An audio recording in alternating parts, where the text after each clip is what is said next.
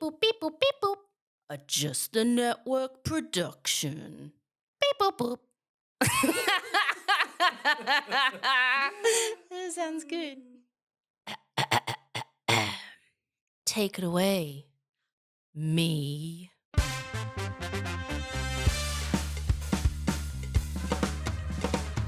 Hello, Gistners, and welcome to Just the Gist. I'm your host, Rosie Waterland, and in this podcast, I tell entertaining stories about anything and everything, but with just the gist of what you need to know to help you sound impressive at a dinner party. Gisting in every week is the JTG production team and you guys, the Gistners. So, let's get gisting. Hello! Yay! Welcome! My name is Rosie. My name is James. My name is Hayley. Oh, I wasn't. That was fun. I wasn't expecting that. Hi, guys. Hey. Hi. Well, now I don't know what to do because I was going to introduce you. Well, welcome to today's episode of Just the Gist. Joining me are James Joseph and Hayley Staveley, professionally gisting in. Mm-hmm. And I am so excited about this topic. This was one that I was going to do as a mini, but then when I got into putting it all together, I was like, this is a maxi. This is a maxi pad. she's a big one. Yeah, she's a big one. What, She's can we a have a big clue? No. I'm just going to tell you now. Yeah. Give us a clue. No, Give us a you clue. can't. The clue is it is this particular famous person's most embarrassing moment or project in their career, according to them. Yeah, Oh, wow. That's so vague. Yeah. Yeah. This see? is a story about anyone who Yeah. did something that wasn't that great. Well, it's just the gist. Well, you may as well have just told us who it was because it's so obvious. I mean, I know. That's the episode. Goodbye. Yeah, I got it. I won't say. Yeah. But Okay. yeah, I totally You I know what definitely got it is. Yeah, Okay, definitely here we got go. it. Yeah. Here we go. All right. I'm so excited. Oh my God. I'm actually so excited for this. Just do it. Because I know James is going to flip out over this one. Ooh. Okay. There is a movie that exists that is so bad that Whoopi Goldberg. I know what it is.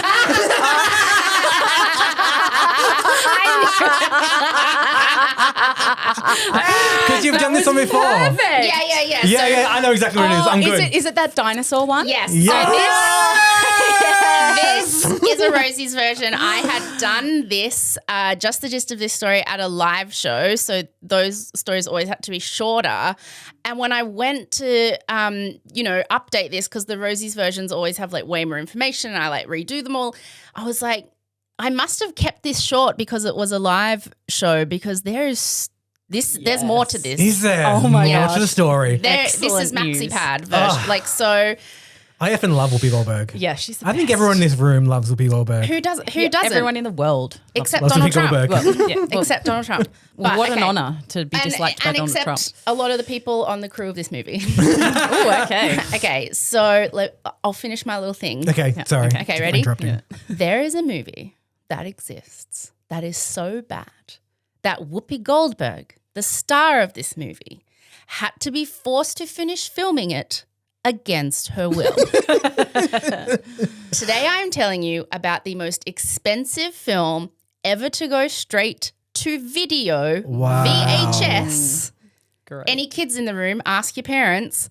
This is just the gist of Theodore Rex. Yes. So excited. I'm so Have excited. you seen it? I mean, I feel like I would have seen it, but not recently. Because you're a big Yeah. Whoopi fan. You would have probably seen it as like I would have seen it when it came out, but As a I have kid. no Yeah. memory of it. I don't remember seeing it as a kid. I've watched you can find it online. I watched look, I'm not going to lie and say I didn't skip ahead some parts, but I've watched it from start to finish with some skip aheads because I want to say it's so bad it's good, but I mean, maybe I needed to be drunk. I don't know. Yeah. Like Well, maybe that let's would try make again. it fun. Yeah. Well, let's try again. Yeah. Okay. So here we go. It's 1992.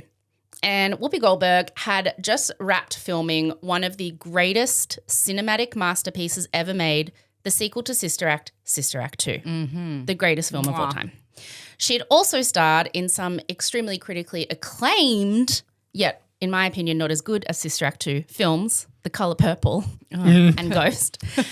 She had been nominated for an Oscar for her role in The Colour Purple, and she'd won an Oscar for Best Supporting Actress for her role in Ghost. So she was no doubt expecting to be nominated for her second brilliant turn as Sister Mary Clarence. She wasn't, a scandal in my opinion, but she's basically riding high. Like this point in the early 1990s was the pinnacle of Whoopi Goldberg's career.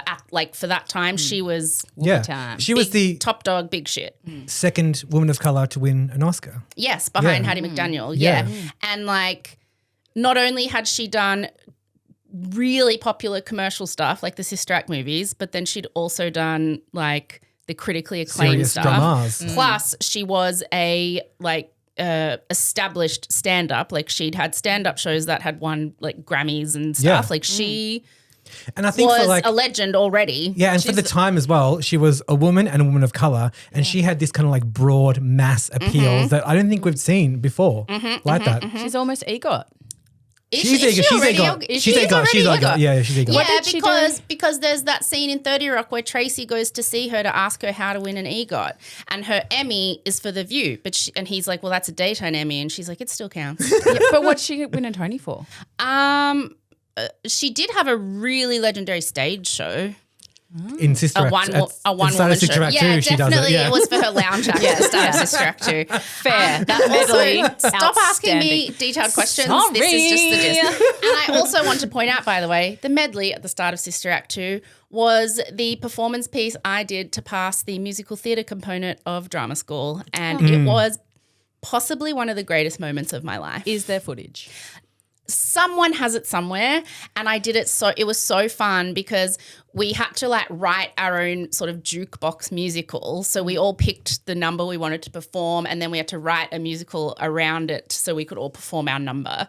And that was the number I chose. And in the musical I wrote, controlling me even back then, we were like showgirls, like sort of at an old school like Las Vegas place, writing the musical to fit around my number specifically.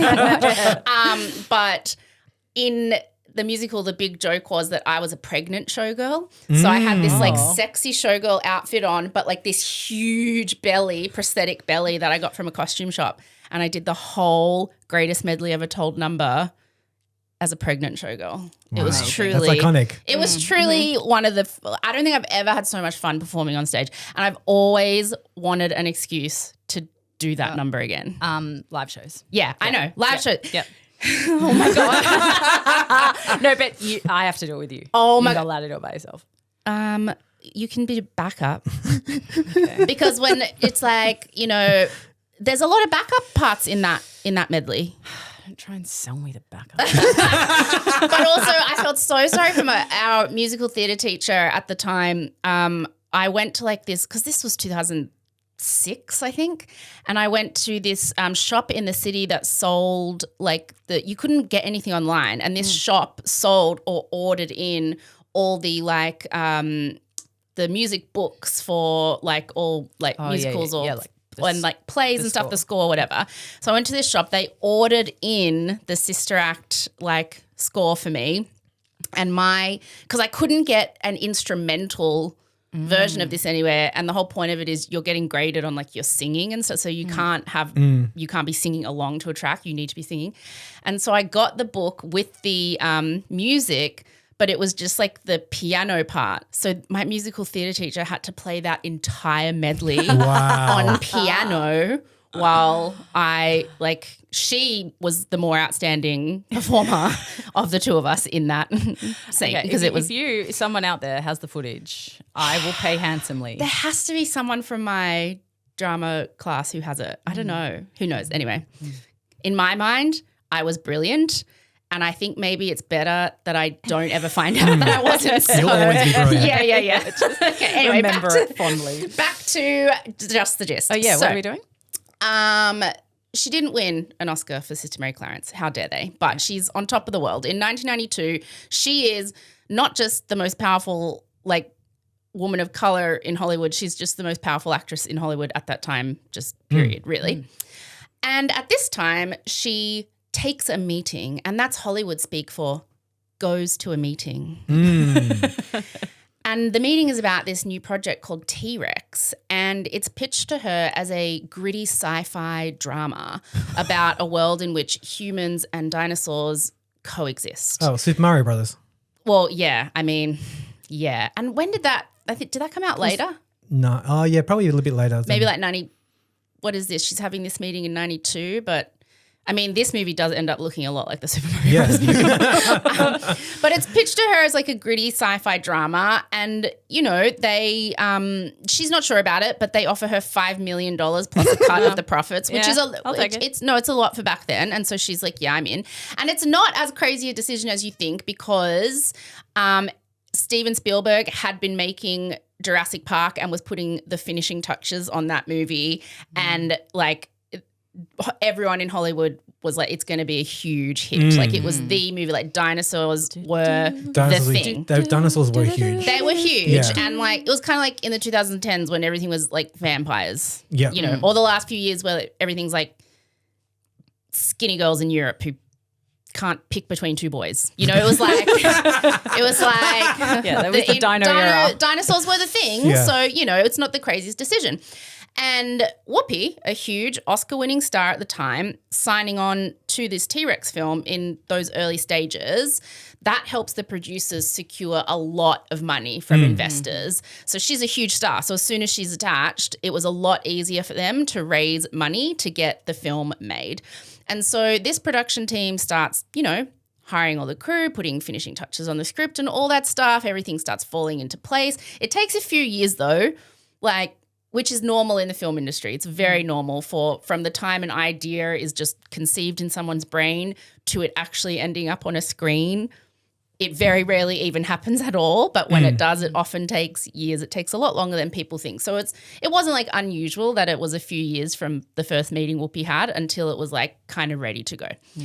So it's taken a few years since Whoopi first signed on, but the producers are so pumped because it's all come together, and often that doesn't happen in Hollywood, but this has all come together and they're pretty much almost ready to start actually shooting the film. That's industry speak for making the movie. Thank you for these I'm going to translations. help you out with that. Yeah, The whole They're going to shoot a film? Yeah, I know. Most Sounds importantly, Weird. most importantly, the script is finally finished. So they send it to Whoopi because, you know, she needs to start preparing, learning her lines, getting into character for what she thinks is this gritty sci-fi Space Odyssey meets Blade Runner film, like with an empowered, brilliant, respected woman as the lead role, and like dinosaurs factor into it somehow. But then something strange happens. After Whoopi gets the script that they send her, she suddenly stops returning the producer's phone calls. Molly, you in danger, girl. Molly, you in danger, girl. And they kind of think, okay, she's a big star. Like, she's probably busy. We'll try her agents. So they're trying her agents and they can't get through to them either. They're kind of getting blanked from everyone. And so just when they're starting to sort of freak out because they've got to start shooting soon, they get word from Whoopi's people she's pulling out of this movie. Does this have anything to do with the fact Whoopi recently finally saw the script for the first time? Yes. Yes, it does. Because what was pitched to her originally as a gritty sci-fi drama when she signed on to the project has now turned into something very, very different. It was now a slapstick comedy buddy cop film with a synopsis as follows. Oh, great. Academy Award winner Whoopi Goldberg proves she's the perfect comic partner in this hilarious futuristic family comedy about a cop and a dinosaur on a mission to save the world. Whoopi stars as Officer Katie Coltrane, a smooth-talking, take-care-of-business cop on the rise. But when they team her up on a high-profile case with a Tyrannosaurus Rex... This sounds wacky and madcap. named Teddy, She blows her cool. The bumbling 3-toed dinosaur can't even find his own tail, much less a clue. And although he's cute in a lizardly sort of way, Katie thinks he's only good for fossil fuel. Cloned. Okay. What the fuck? And then here is detail that I feel like needs more context. Cloned, conned, and about to get canned. Cloned? What? Cloned, Yeah. conned, and about to get canned. This is all it says. Cloned, conned, and about to get canned. Katie and Teddy have accidentally come across the most colossal crime caper in history. Oh, you know when they use the word caper. And the working tagline for the movie was, I love this so much. The world's toughest cop is getting a new partner. He's a real blast from the past. And don't even think about calling him Barney. This is Theodore Rex. Like if it feels like AI made this. So- wrote this. Yeah, it's like it sounds like something my kids would I know. write. Yeah. Like, I've got this really good idea, Mum. So this is the first time Whoopi has found out the name of the movie because it was just pitched to her as like T-Rex project or whatever. And she finds this out and the tagline and all of this extra stuff because along with the script, they had also sent her mocked up posters for the movie, which featured her standing back to back with a Tyrannosaurus Rex policeman in a backwards cap and jeans. Yes. And in the poster, the Tyrannosaurus is the same height as her.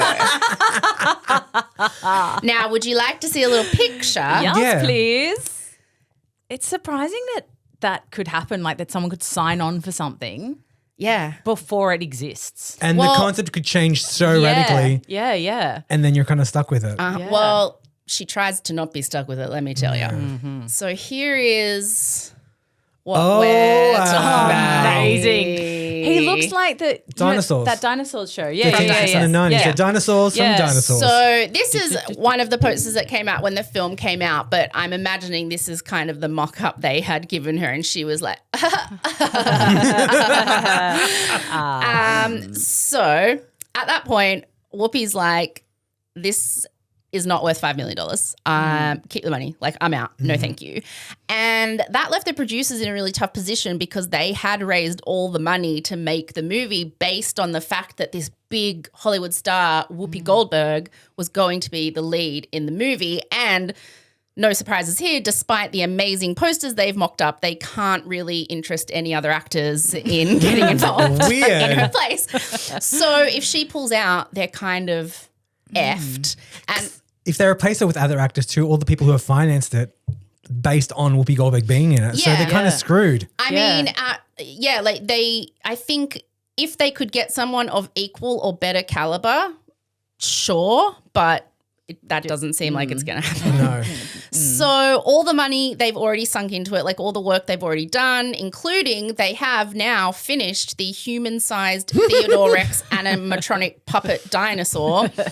Like all of that, it's all for nothing if Whoopi doesn't agree to do it. Like they'll go bankrupt and all they'll have left is this dinosaur costume. And it's particularly personal for one of the producers because he got a lot of his family to invest. So there's a lot of like his family's money on the line. Oh. Okay. Seems and like a bit of a sunk cost fallacy though. that's what I think too. It's like, I know you think right now we need to move forward because otherwise we're going to lose everything. It's like, or maybe it would just be cheaper and better for everyone if you stop now. Just bow out. The film had been in production for quite a few years now. So the technology that they had planned on using, which was the technology where it's like this animatronic puppet that looks like the dad from that kids show Dinosaurs. That's literally what it looks like. It had only been a few years, but it was now very outdated because Jurassic Park has since come out. Yeah, that's where so Steven true. Spielberg had used this incredible new thing called CGI.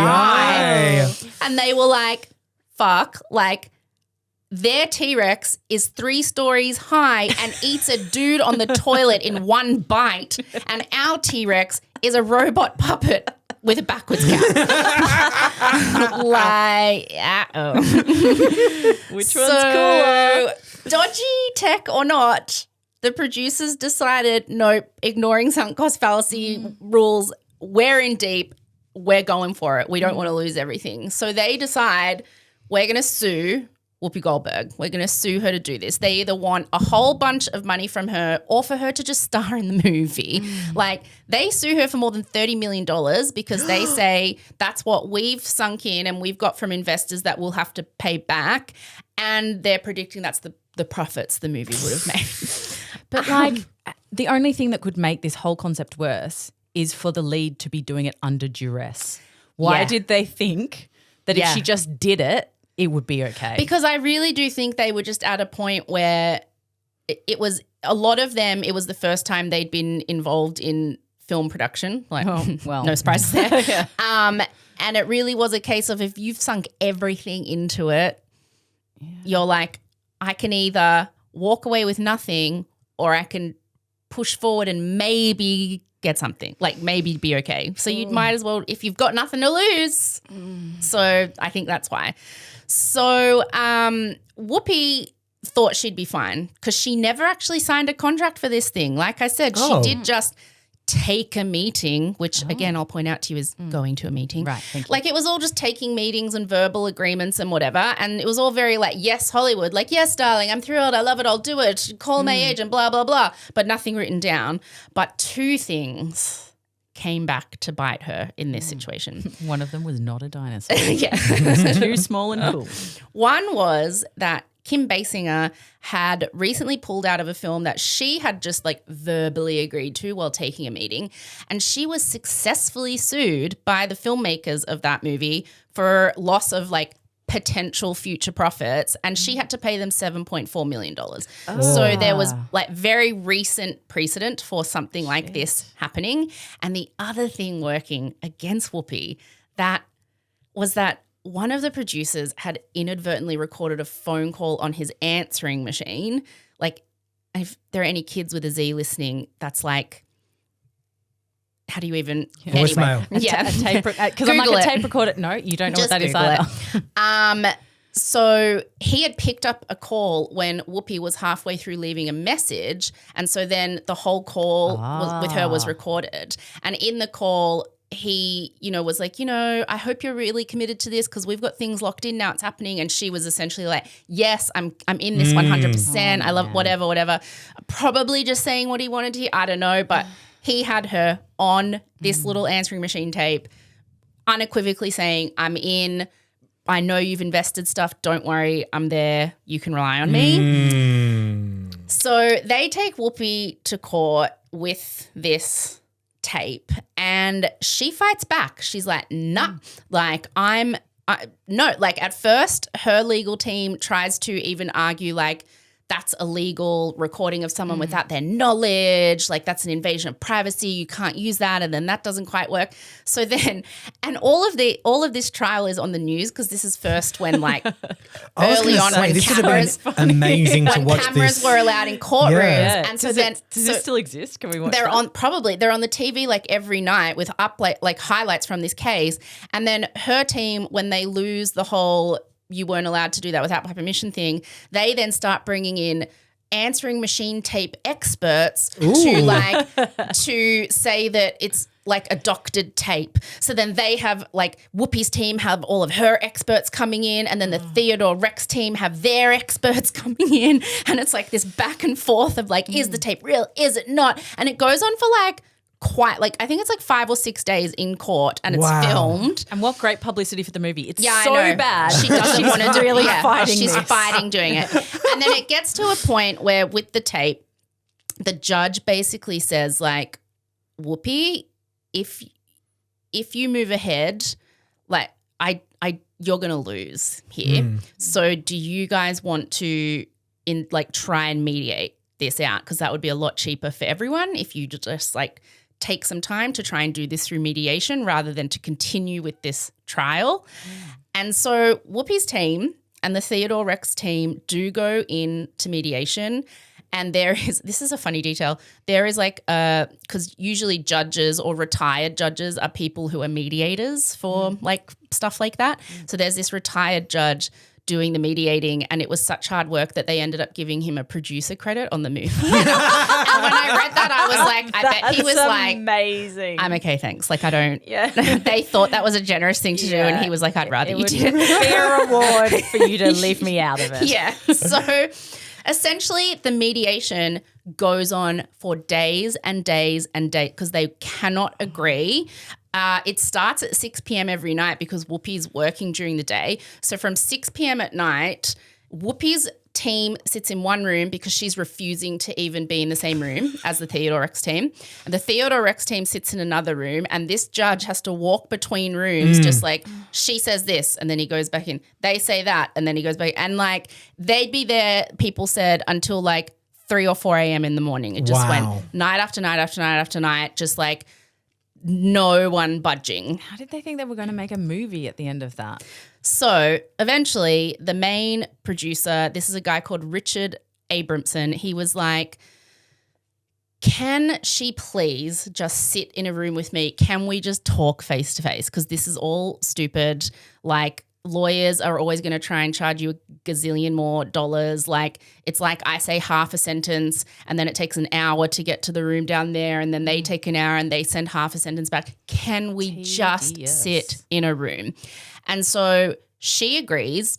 He walks into a room with his lawyer. She walks into a room with her lawyer. And apparently the second she walks into the room, she sits down, looks at him and says, I hate your fucking guts. Nice. And he's like, how about you do it and we pay you $2 million extra dollars? And she says, fine. And apparently it was all a bit of a mess because she had, before all this trial stuff happened, said to them, she'd like become a bigger star since she first had the meeting for this.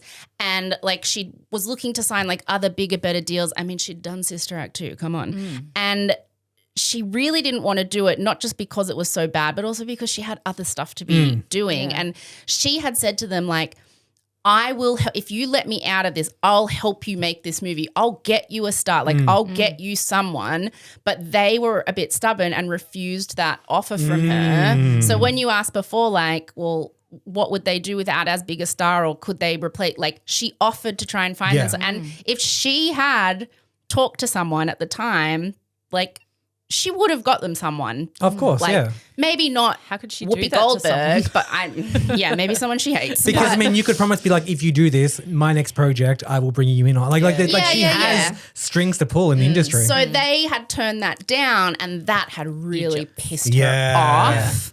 And so, you know, it just gets to this point where, in the end, there's publicity for the film now. So the offer of her being able to bring in someone else is gone because who, after watching 5 days of a trial in which she sits there trying to get out of it saying it's so bad, is ever going to go, okay, Whoopi, I'll fill in for you on that project.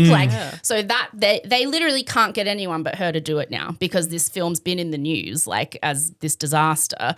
And so when he's like, you know, we'll pay you $2 million extra dollars, and the judge had told her, you're probably going to lose this and you'll have to pay them a lot. Like she's like, fine.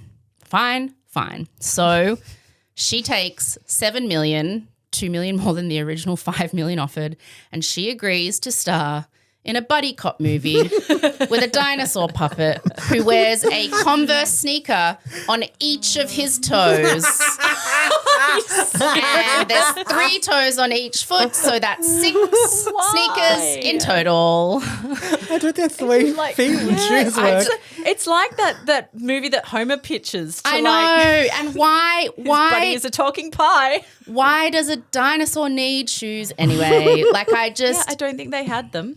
So Whoopi makes it clear from the second she's on set that she is pissed off. And let me show you what she is dealing with. I've got a couple of stills from the film I want to show you just so you can have an understanding of why she's so pissed off. Yeah, I think, Here we go. Yeah. This is what She just she's looks like, dealing with. fuck my life. This is what she's dealing with. Yeah. She looks like she's in a serious sci-fi movie and then she's standing next to a giant puppet. Well, wait till you see. Oh, wait. And you can see the multiple sneakers there in this one. Oh, yes. Yes. Oh my gosh, that looks And then so this stupid. one is just, a bit of a funny, she's such a serious cop and he's so cool in his leather jacket and his hoodie. So, she's not, it's as bad as she suspected maybe worse. it was going to be. A producer said at the start of filming that he walked past her in a hallway and she didn't even look at him. She just whispered under her breath, "Motherfucker."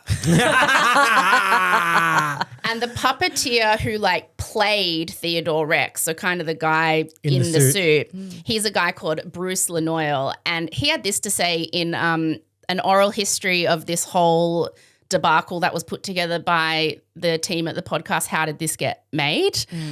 So they have usually an accompanying whole bunch of information they do for every episode you listen to. So I'll put the link in the show notes. So good. So they interviewed a bunch of people from the movie. And Bruce, the guy who's essentially playing Theodore Rex, he says, "What was Whoopi like? Well, let me tell you about my first day on set. So I'm there controlling the dinosaur and I'm performing the hell out of the eye blink because the rest of the mechanics were busted. Here I am on the first day of my first feature film and nothing's working and they're just yelling at me to keep going. And Whoopi looks right at me and she shouts, 'Is this fucking thing gonna work?' She's staring right at me and I just wither and say, 'We're trying.' And she goes, 'It better.' And she storms off the set. So I go back to my little honey wagon. I don't know if you've ever been in one of these things, but it's just a toilet with a really stinky bed. And I'm in the fetal position saying to myself, it's over. My career is over. I'm just going to go home to my wife and have to tell her what happened. Whoopi yelled at me and I'm never going to work in any town or any planet known to man ever again." The production designer, a guy called Walter Martitius, said, "What was Whoopi like? Boy, I was hoping you weren't going to ask me that. Oh, yeah, no, why would you ask that? I'd rather not give you any specifics, but let's just say to this day, if I see her on TV or something, I have to change the channel immediately." And look, I don't blame her. This movie was quite clearly a disaster. Imagine being forced to not only star in a movie, but knowing the whole time you're making it that this is going to be one of the worst movies ever made. And starting with the half robot, half puppet T-Rex, which, as Bruce the puppeteer pointed out, didn't work properly most of the time. Not to mention, I love this detail so much, the producers hadn't considered the height and the width of the dinosaur and its size. It has a 5-foot long tail. So when they were designing sets and costumes, setting it up or trying to film a scene, they were constantly having to cut holes in things to make it fit because he'd swing around and knock everything over. So here's another quote from Walter, the production designer. He says, "The biggest challenge with Theodore Rex was factoring in the scale of the dinosaurs in this world. For example, here's a classic issue that came up a lot. Whoopi is a normal human height. She's 5'5", but our dinosaur was something like about 10 feet tall, and he had this tail that was about 5 feet long. So when I'd start to lay out the plan for a set, I'd always have to factor in this tail radius so that he could turn around and not knock things over. If he didn't have that space, he'd be knocking down a table every time he moved." And this is so funny. There were little things too that you couldn't forget about, but nobody thought of at first. Like if the dinosaur was going to sit down, we had to design a chair with a hole in the back so the tail could go through. Just stuff like that no one. And then Bruce the puppeteer, I was relieved to read this. He says that Whoopi sort of later realized it wasn't his fault. He's just the dude in the costume. He's a victim too. Yeah, he says, "It turns out that once we got things going and Whoopi realized where I was, she kind of took me under her wing. She noticed I was in this little crappy trailer playing the lead alongside her in a movie. I mean, you're in a costume. Kinda. The guy who did the voice actually was, this is so random. This is the main thing I remember him from, but I'm sure he's been in other people would remember more important things. But he is the fiance, the husband in Father of the Bride. Oh. The one that the girl meets and falls in love with and marries. That's him. Yeah. He's in stuff still. Yeah, I can't picture him. I can't remember his name. This is just the gist, but I just saw that when I was researching this. So he says, Bruce says Whoopi took him under her wing. She noticed I was in this crappy little trailer and she said, let me get you a real trailer. So she got me a really good trailer and we started talking and we became great friends. Oh. She was amazing to my family and my son throughout all of the Theodore Rex shoot. So I think she was pissed at the situation, not like she was pissed at the guys in charge, but it sounds like she sort of got it together and she's a good person. She was good to the people who were just there as a job. Doing their job, But the dudes in charge who are making her do this, she's whispering motherfucker as she walks past them in the hallway. And Whoopi's face throughout this entire movie, like you guys asked, how can you make an actor film a movie they don't want to film?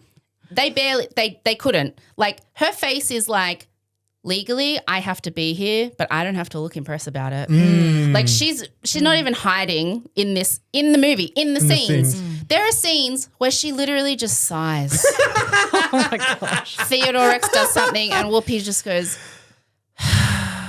yes, we should run after blah, blah. Like she is just like, you can make me be here. You don't have to make me be good. pretend you didn't I like say it. I had to do it Yeah, right. you don't have to make me pretend I I'm not like winning it. an Oscar for this one. You'd think you'd just lean into it and go, this is the most ridiculous situation. Yeah. I'm just going to have fun with it, be stupid. It's going to turn out shit either way. She's mad. She's mad. So she puts in the bare minimum, which when you watch the film does kind of make it more amazing because I found in the bits that I was watching, I kept looking for like, was that because her character's meant to be like the straight woman to this goofy dinosaur who's like, it's very much the radio dynamic of goofy jokester man and the straight woman who's always like, Yeah. And so you sort of are watching scenes where her character's meant to be like cranky and straight-laced anyway, but you're like, is that her acting or is that her just being like, fuck this whole situation like in real life? A But little from column A, a little from column B. yeah, exactly. But whatever the reason, like her disdain is just visibly palpable. Like it jumps off the screen. She's not subtle about it. So the company distributing the film New Line Cinema, they decide pretty quickly that they cannot release this thing in cinemas. They show it to some test audiences and they hate it and there's just nothing like showing movies to test audiences is a pretty common thing and they'll sometimes like change like endings. Like, famously, the ending of Pretty in Pink was changed when test audiences didn't like who the character ended up with in the end. Like sometimes test audiences actually make movies better.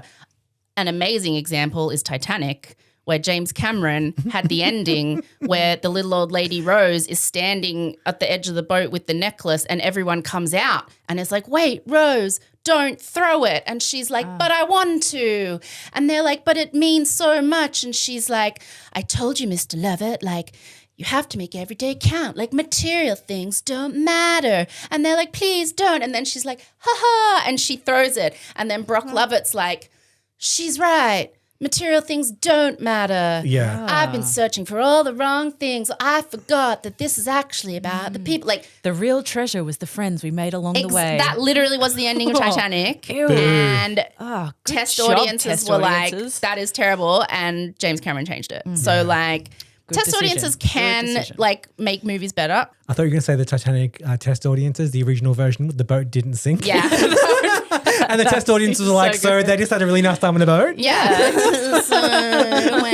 Or in the original version, Jack lives, Rose runs away with him, and within a few weeks realizes he's annoying and like an idiot and being poor sucks. Yeah, she shouldn't have done it and runs back to Cal. So these test audiences unanimously hate it and it's not really anything they can change or I mean because they're not everything. Sometimes they'll go back and shoot more scenes or whatever. They're not doing that for this. So if they're going to change it, it's with the footage they've got and it's like that's not going to make anything better. So New Line Cinema, they understand sunk cost fallacy and they're like, we're not releasing this. We may have paid for it, but we are not releasing this in cinemas. This is bad. So they decide we will put it on video though. They're just going to put it straight to video, try and salvage things, make some money that way. But they have to push the video release back by a year because Whoopi, who had won an Oscar in 1991 and had been in what I say is the greatest film of all time in 1993, Sister Act 2. Then she had hosted the Oscars for the first time in 1994 and she was set to host them for the second time in 1996. And everybody involved, like the Academy, Whoopi, the producers of Theodore Rex, anybody in Hollywood was just like, it is not a good idea for the host of this year's Oscars to also be in the worst film to be released this year or possibly of all time. But think of the bits they could have done. I know, they could have co-hosted. They could have co-hosted. It was amazing, iconic. I feel like people these days lean more into that kind of embarrassing stuff. Like maybe if this had happened today and she was scheduled to host, he would have been in the monologue, like just as a joke or something. But just not tell her and he just comes up behind her and taps her on the shoulder. Yeah. Like when Rebel Wilson and James Corden did a little bit at the Oscars dressed as their characters from Cats, and it was like such a joke because that movie had bombed and it was embarrassing and they were like, we'll come and whatever. And I think like social media and clippable bits though like change that scene where like those things are like easily kind of pushed and marketed. But they at the time they were like, absolutely not. So so Whoopi hosts the 1996 Oscars in March and Theodore Rex is very, very quietly released on VHS in July of that year. And I will now show you the trailer. Yay! Finally, what you've been waiting for. Pumped. This is the trailer that I guess this was to try and sell the videos. These are the best bits? Well, I mean, they generally put the best bits of a movie in a trailer, so keep that in mind. This would be a trailer on the start of other VHSs too. Yeah, like maybe, this would be. I love them. Yeah, For those eternity. ones Yeah. back when you were a kid and everyone owned like 2 VHSs in their house and that's the movie you watched 1,000 times. So you knew all the ads. You knew all the by trailers. heart. Yeah. You knew all of it. Fast forward Oh, them. yes. Okay, here we go. The future's toughest cop is Katie Coltrane. Katie Coltrane. And now she's getting a new partner. Try to spot when she's just pissed off. The entire time. It's a dinosaur. You two solve this case together. What? What? Zero What? effort. Dinosaur? Partner Coltrane? She's He's putting got the zero style. effort in. I'm here for a new look. Step right up. Push the button. He's a cop. Mahalo! And his Make him look like a his real character, cop. like the dinosaur's character, is just so like, That thing at the yo table. yo yo yo yo yo He's got yo, like, oh my god. He's got the Hawaiian charm. shirts. Your mind's shut The down song. and your glands have taken over. And he's got the appetite. You cannot eat our only suspect. On time. I'm amazing. New Line Cinema presents And you think you're gonna get somebody? Oh, she's smiling there. Whoopi Goldberg. Fakest laugh Can you ever. just slide your butt?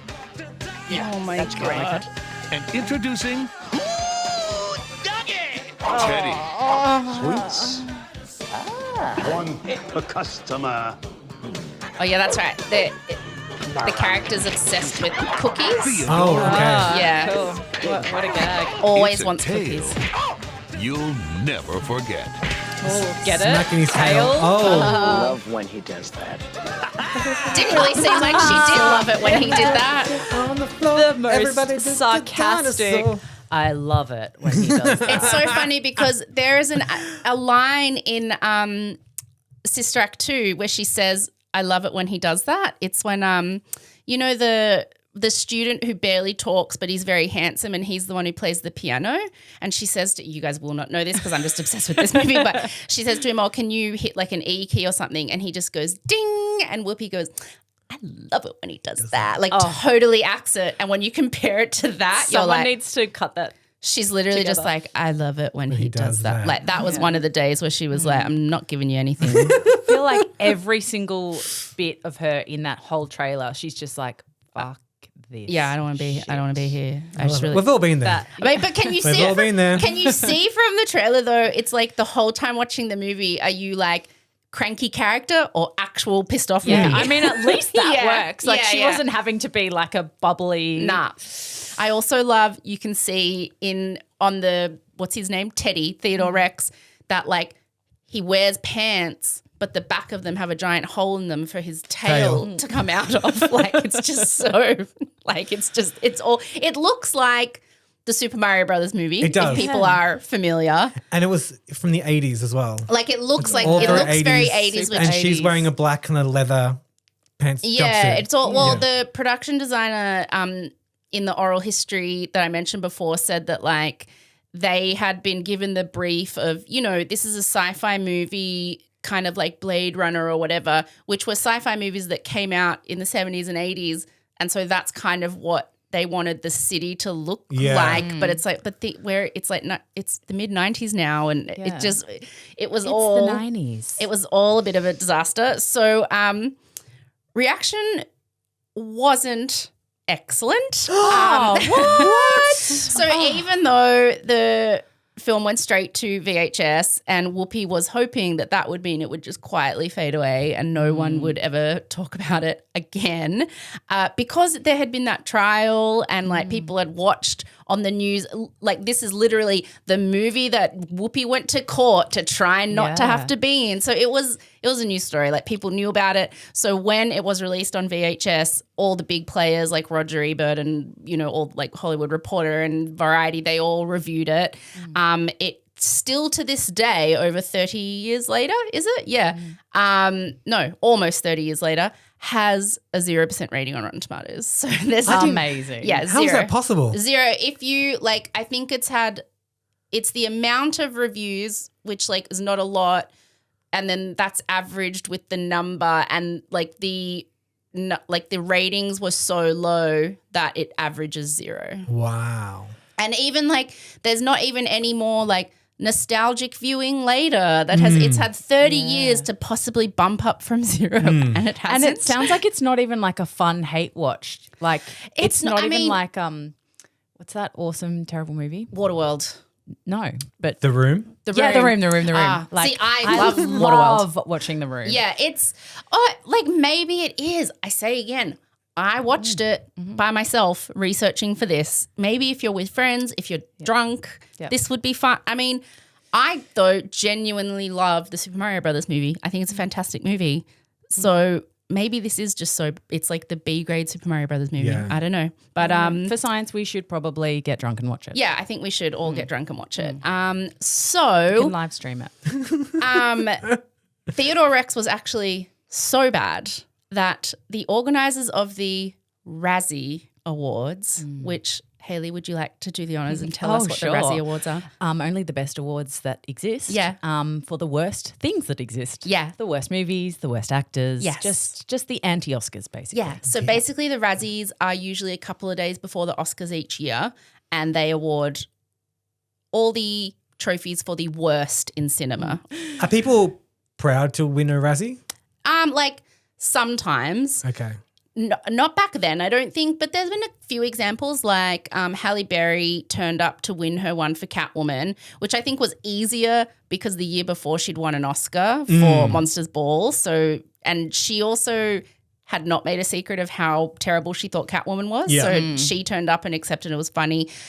Sandra Bullock accepted a Razzie for, I can't even remember what movie, but it was a couple of days before she won the Oscar. So she won in the same year. Oh, okay, she won the yeah. Oscar for The Blind Side. Like, some people are happy to make fun of themselves and lean into it. I feel like back then people didn't really do that yet. I guess maybe Yeah. like that self-deprecating thing. Still taking and themselves too seriously. like, but generally no, people don't want to be nominated, particularly if, like the people who turn up, like that example with Sandra or Halle Berry, that's when it's kind of become like they know it's bad, the movie's bad, and like no one's really blaming them for being bad in it. It's like I think when people have a real earnestness about thinking or hoping their movie had been good, Yeah. that's when like for example, like it's so funny. It got revealed recently in all the court case stuff around that whole "it ends with us" thing, that it was in Blake Lively's contract that if she won an Oscar, she would get a $70,000 bonus, and everyone was like, Sure, Jan. Hey, man, make it 70 million. I think she is someone who she probably was nominated for a Razzie. I can't remember for that role, but she would never have turned up because Yeah. that's embarrassing. So, it hurt depends. feelings. But so generally for the Razzies, they have the same rule as the Oscars, which is in order to be in contention for the awards, the film has to have played in cinemas. Of course, that's how they differentiate it as a film. Although that they're thinking about changing that rule now because so much film is going straight to streaming and then it's not like allowed to be in contention for Oscars, which Generally, is they'll nuts. throw them in the cinema for like They a do. week. So Yeah. the just way to they're be- fixing that is like if there's something that's going straight to Netflix, they'll play it in one cinema for like 5 days somewhere and then it gets to be in contention for an Doesn't it Oscar. have And to it's have like, won something at another festival, like a qualifying festival? No, not now. No. Oh. So like it can just have play as long as it's played in a cinema in a particular there's a particular zone of like it can't just be like a random film Whoop, house whoop in cinema. Yemen. Yeah. Like it needs to be a particular place. No shade to and Yemen. it plays there for a certain amount of days and then it's allowed to be in contention. But it's just then it's like, well, just let things go straight to streaming now. Stop being snobby and elitist. Just let anyway. What, the Academy? That's another sort of conversation. And this is just the gist. But so that's generally the rule, and it was back then. The Razzies followed that rule too. But Theodore Rex was so bad that the Razzie Awards organisers were like, for the first time ever, we're going to waive our rule that a movie needed to be released in cinemas to be in the running because we want to include Theodore Rex. So in 1997, Theodore Rex did become the first film ever at the time that hadn't been released in a theatre to be nominated for a Razzie. And I think this is unfair because they say a Razzie, a single Razzie it was nominated for. Like, if you're waiving the rule, nominate it for all the things. Let it sweep the floor. How was it not? It wasn't nominated for best worst picture. Worst picture wasn't nominated for worst director. I'm shocked that Teddy wasn't nominated for worst Worst actor. actor. Yeah. Like, That puppeteer work was very enthusiastic. I though. get, but like it wasn't the only Razzie Award it was nominated for was worst actress for Whoopi, and I was like, well, that's a bit. I mean, sure, she very demonstrably wasn't putting any effort in. Yeah, I mean- but here's the thing though, and this might say something about Whoopi's taste in picking roles because she wasn't just nominated for Theodore Rex. She was nominated for Worst Actress at the Razzies in 1997 for 3 roles that she had done in that year. So there was Theodore Rex. Then there was a film called Bogus. I'm going to read I remember Bogus, yeah. the synopsis. A car accident leaves young Albert, Haley Joel Osment, orphaned. So he goes to live in New Jersey with Harriet, Whoopi Goldberg, who was his late mother's adopted sister, and she's a showgirl. Yeah. And when the two of them have trouble getting along, Albert copes by befriending Bogus, who is Gerard Depardieu. What? And he's the imaginary friend. A friendly, Yeah. caring French magician. Yeah. What the- Who happens to be a figment of his mind. The new companion helps the youth come to terms with the loss of his parents, but also unexpectedly helps showgirl Harriet confront her own feelings. So she was also nominated. I've seen that. I've liked That's it. I like that someone's movie. I like weird Bogus. dream that they had, and then they went and And, got a CAT scan. Here is the poster for Yeah. Bogus. And Okay. the other role What's the third she one? was nominated for, James is like, I'm going to know this. Is probably the best movie I've ever seen. I probably love it. I'm You loving better not all of say this. The Associate, which is my favorite No, Goldberg movie. Yeah. no. It's where she dresses up as a white man, an old white man. Yes, I love The Associate. No, the other film she was nominated for was for her role in a movie called Eddie. Oh, yeah, I know Eddie too. remember Yeah. So Chauffeur Edwina Eddie Franklin, Whoopi, is fanatical about the New York Knicks basketball team. After she wins a contest to be their honorary assistant coach, Eddie so impresses the team's owner that he fires the head coach and replaces him with Eddie.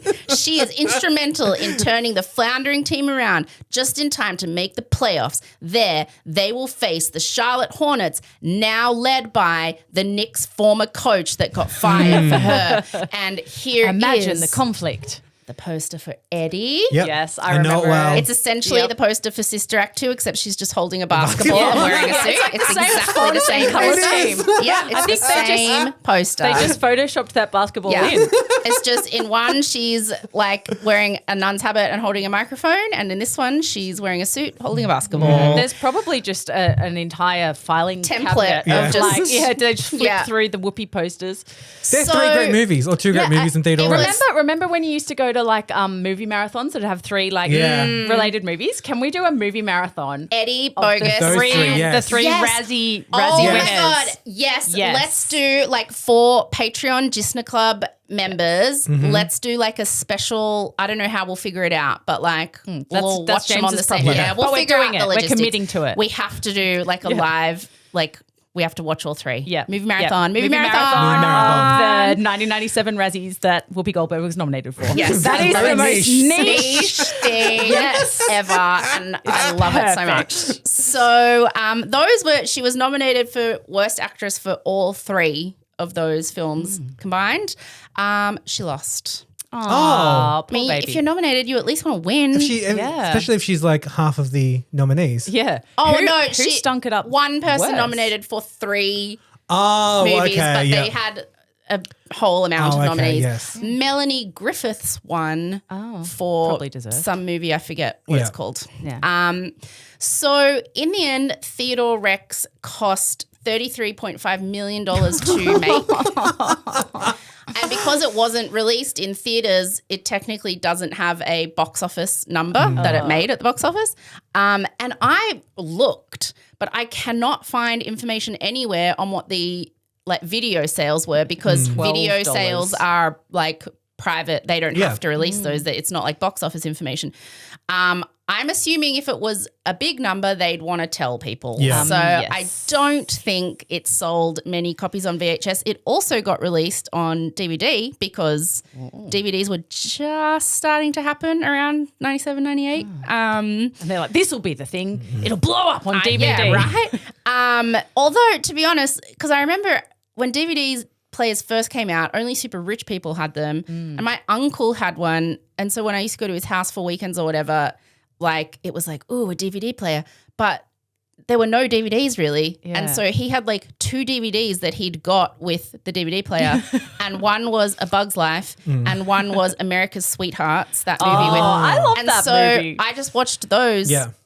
1,000 times. Yeah. I had 'Cause 2 DVDs so as well. if someone Kids these had, if days someone have had got no idea. Theodore Rex Yeah. with their DVD player, Yeah. they would have watched it a gazillion times. My 2 were Shrek and Aaron Brockovich. Oh, I've watched These are all the very commentary. good movies. I've watched all the commentary Yeah. and Aaron Brockovich. they and there is- give you like Yeah. an animated one and a regular one, so you can like get Regular. the feel. For, Yeah. What you do know? people look like? What do cartoons Yeah, look like? I don't, so that's Amazing. Imagine if they could have had a deal where like Theodore Rex was the one, but Yeah. DVDs were probably like, no, that's going to make us Can you look bad. imagine if there's a VHS of it still out there? Oh, no, there is. Signed by Whoopi.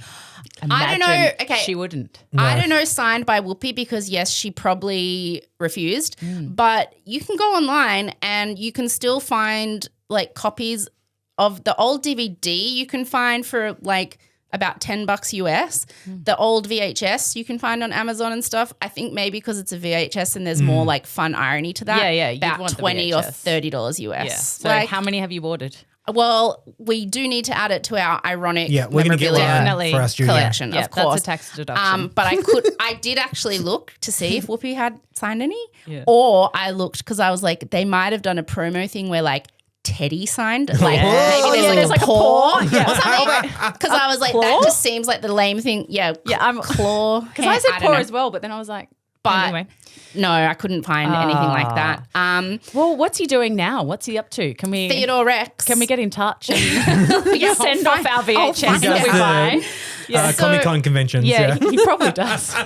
So I will try, and order a Yes. copy for the studio. But as these things often go, though, Theodore Rex, it is considered like a bit of a cult classic now, mainly because of the story around it, not because it's so bad it's good to watch. It's mainly just like the whole folklore around what happened with it all. But kids at the time did actually really like the movie. I mean, I love the Super Mario Brothers movie. If I had seen this movie, I would have liked it. Yeah. I would have thought it was good. Dinosaur's funny. I mean, I loved Whoopi. I would, because I was a Sister Act 2 person. I would have loved it. And Whoopi has even said since, look, I didn't want to do it. It made no sense. It was terrible, but some people seem to love it. Good for them. So I would like to end on this amazing quote from Bruce Lanoil, the puppeteer who was inside Teddy and ended up getting along with Whoopi in the end. When interviewed a few years ago, he said that everybody making it knew how bad it was. And he gives this quote that is just so amazing. He says, "It was just a cop/buddy movie, right? Everyone understood the genre. But in this case, you had to ask, why? Why are they talking? Why are they dressed as humans? Why doesn't he eat meat? Why does he want to live in an apartment? I mean, so many whys. Why does he wear a ring? Why is he driving in a car? How long does this go for? And why is he with Whoopi Goldberg? Nobody could figure any of that out at the time, and nobody has since. And that, my friends, is just the gist of the movie Whoopi Goldberg was legally forced to star in against her will. Theodore Rex. Outstanding. Amazing. I really hope someone writes a sequel. What a dream. I hope someone does like a Room Disaster Artist and then brings out a yes, film yes, based on it, and it's an Academy Award kind of darling. Okay, you need Mwah, to mwah. lock that down. But I highly recommend, I'll put it in the show notes, the How Did This Get Made podcast episode about this is really funny, as all of theirs usually are, but particularly the oral history that the producers of that show put together. It's a written, long written thing you can read. I'll put the links in the show notes to it because that's where a lot of these quotes came from, because they just tracked all these guys down. And there was like one guy who was like, I literally forgot that movie existed until you called me. Like I just have not thought about it. I put it out of my eternal brain. sunshined that part of my... Did any of them like regret forcing Whoopi to star in the film? So there's a guy called, I think his name was Jonathan, the director, and he was also like on the production team, and he had like mainly written it as well. And he was he was like quite inexperienced, and he said that he really hated that the producers were so bullish in like forcing her to do it. He couldn't believe it when they turned down her offer of finding someone to replace her. He was like, it should have been obvious to everyone, me included, that you cannot legally sue an actor to force them to star in a movie because you just can't, it's not going to work. And it didn't work. Yeah. It didn't work. And he said at the time, like when they were filming, he was very inexperienced and he wasn't great at it, and Whoopi hated him because he was part of, forcing her to do it. She had banned most of the producers from set, but Jonathan had to be there because he was directing. And he said, people kept telling me, this is so bad, this is so bad. But in my mind, like, I try to explain to people the reason I kept pushing through is because I thought I'll make it good. Like I can turn this around. And he said, you never think your own baby is ugly. He felt really bad. And in this oral history, a couple of the producers they talked to do concede, like, yeah, we shouldn't have done that. Yeah. We were dicks. Yeah. And she was a nightmare to work with afterwards, but you can't really blame her. Yeah, yeah. And one of them even says, you know what, if it had made $200 million and just became like this breakout runaway hit, nobody would have remembered all of this. You wouldn't be interviewing me for this now. And we all kind of were hoping that would happen. And then it didn't happen though. And so Whoopi has, we deserve her hatred. Did he basically. do anything again, the director? The director, I don't know. It's just a gist, man. Go look it up. Google it.